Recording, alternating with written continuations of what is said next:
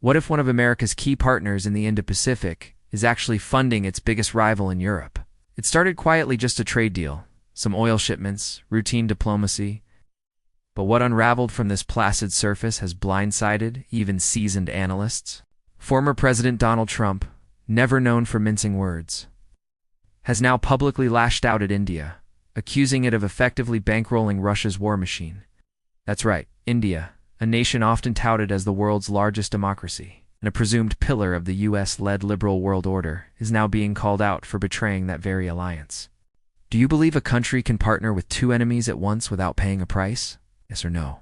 Drop your thoughts in the comments. This is more than a diplomatic rift. This could rewire the entire Indo-Pacific balance.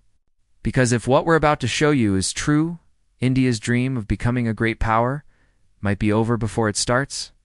Now stay tuned, because at the end, we'll ask a question that may rewrite your view of global alliances altogether.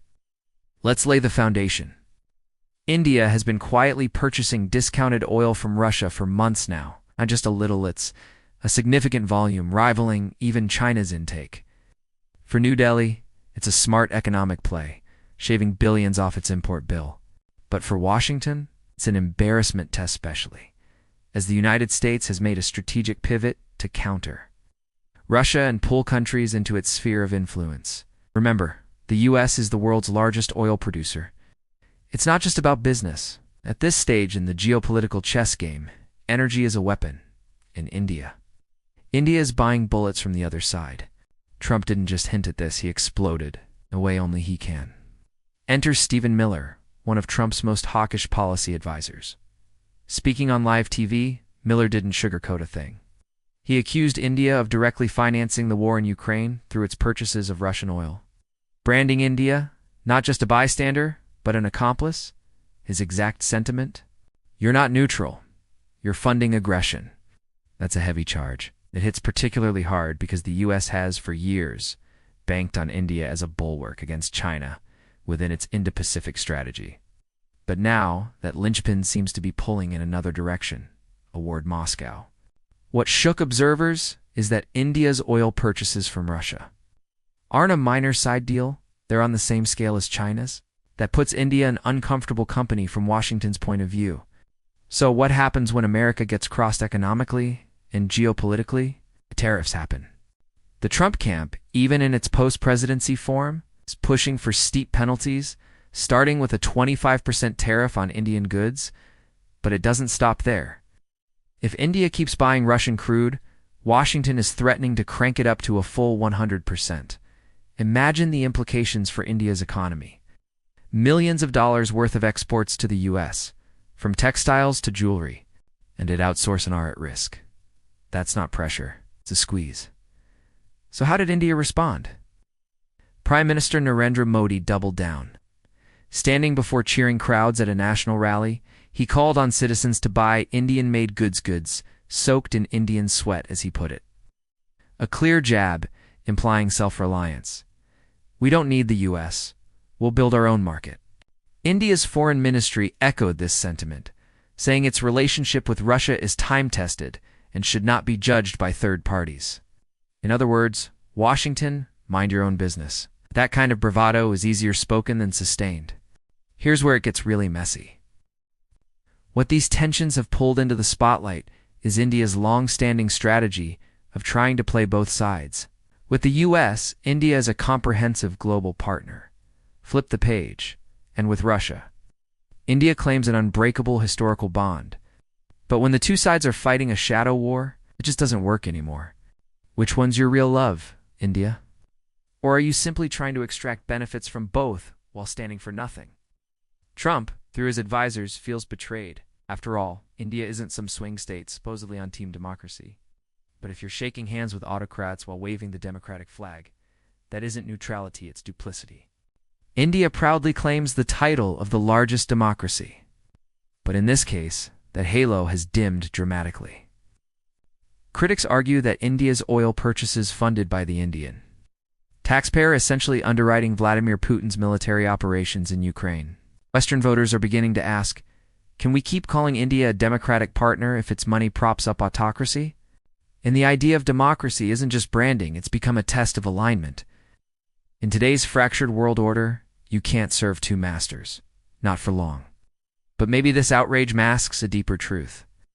Perhaps the US never truly saw India as an equal partner, but more as a pawn in its Indo-Pacific containment strategy against Beijing. Washington's message now seems clear. Stay in line or suffer the consequences. If you're not backing the West, you're undermining it. And that makes you not just unreliable, but potentially dangerous. India's position within emerging economies, particularly as a BRICS member, only adds to the confusion. One day it's building military ties with Moscow. The next, it's doing joint drills with Washington and buying American missile systems. Can you have it both ways forever? Here's India's problem in a nutshell. They're trying to manage superpower ambitions on an emerging market foundation. Modi's speeches are full-throttle nationalism, he proclaims Made in India, as a badge of self-reliance. But is it really manufacturing or just assembling? Many of India's defense systems, like the Russian-made S-400, are still waiting for delivery. France, the US, Russia all supply India with key military tech. When it comes to national defense, India is not a producer, it's a customer. If you're still watching, you're not here for shallow headlines. Make sure you subscribe and turn on the notification bell. Here at Endgame Compass, we dive deep into the geopolitical choices shaping our world. And your future wealth could depend on understanding them. When you hear India tout its IT prowess, there's truth to it. But there's also a catch. Most of it depends on outsourcing from Western clients, especially from the United States. So when you slap tariffs or cut off access to contracts, what happens? You don't need to guess. You just need to ask the thousands of Indian developers working for us clients what happens when they lose those contracts to Vietnam or the Philippines. This isn't about nationalist pride.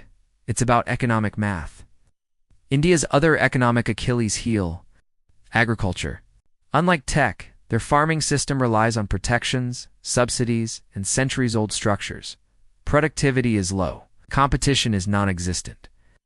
And when the West asks for access to India's agricultural markets, Modi's answer is always no. Protests erupt. Cows are marched down highways. It's not parity. It's protectionism. This isn't the foundation of a self-sufficient superpower. It's the mark of a system not yet ready to stand on global legs. Let's talk hard truths. India suffers from some of the world's most pervasive internal disparities, massive wealth gaps, entrenched caste issues, weak infrastructure, and a fragile healthcare system. Sanitation remains a crisis in many urban centers. And yet, Modi's government keeps chasing this fantasy of India as the next global leader.